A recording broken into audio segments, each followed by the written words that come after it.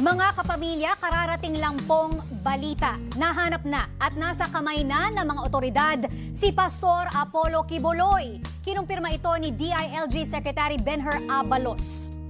At ito po ay nangyari matapos ang 2 linggo na araw-araw na paghahanap ng mga pulis po doon sa compound ng Kingdom of Jesus Christ. Nako, mahaba-habang teleserye yung nangyari. Oo, abangan po natin yung mga report pa ni na Hernel Tocmo na nasa Davao City na kanina nandun lang sa labas ng KOJC compound. So, saan ngayon dadalhin si Pastor Apollo Quiboloy, ano? At ano yung gagawin din ng mga miyembro ng KOJC sa ganitong development. Diba? Yan yung abangan natin. At isa sa gustong malaman ng mga tao ay kung ito-turn over natin siya sa Amerika. Yun ang sinasabi po ni Pastor Apollo Quiboloy na sana pwede siyang sumuko kung hindi siya ito-turn over. Pero sabi nga ng Pangulo, kumbaga wala nang kinalaman ang executive, ang gobyerno ng Pilipinas sa korte at mga kaso. Ang isang alamin din talagang paano nahuli o nakuha, 'di ba? Ano yung saan? Ito yung mga detalye nga abangan natin dahil importante po ito mga kapamilya.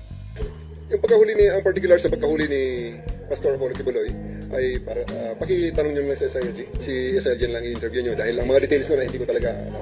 Okay, so pakin na lang at hindi ko talaga alam ang mga details na. Pero siya po ay nanggaling mismo dito sa Davao?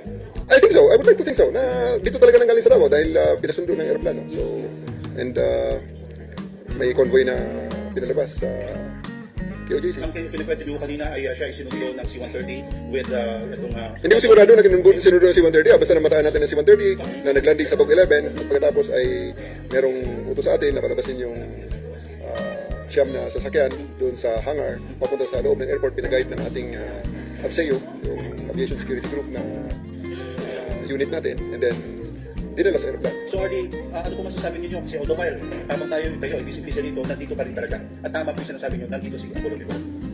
Hindi naman tayo nagduda dun. There's no doubt that he's here. Ang pagtatago nga lang. At napag-aralan natin kaya medyo humaba ang ating paghahanap. Dahil napakalaki nga ng lugar. Kaya napag-aralan din naman natin. Natututo rin tayo. At saka ako'y nagpapasalamat din kay Pastor Apollo Quiboloy for the realization na ito na talaga ang tamang gawin. Kundi harapin na lang talaga ang batas. Ano po masasabi nyo ngayon sa inyo pong sa tropa na matyagang nagantay, nag-operate for 16 days nandito sila? Ako'y lubos na nagpapasalamat sa ating mga kababayan. At sa ating, lalong-lalo sa ating kapulisan na nagpakahirap, nagpuhunan ng dugo, pawis, luha at pawis para ma-achieve ang mission na ito. So, maraming salamat sa inyong cooperation. At sagot ko ngayong gabi ang lechon at band.